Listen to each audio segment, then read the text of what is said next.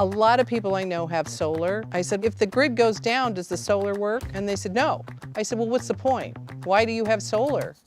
Here in California, we have lots of climate events. When you have solar and a Powerwall, I get to control all that. I like the independence. My financial advisor had put Tesla solar on her house with the battery. Steve recently purchased this house and Steve wanted to put solar on it. And I said, go look at Tesla.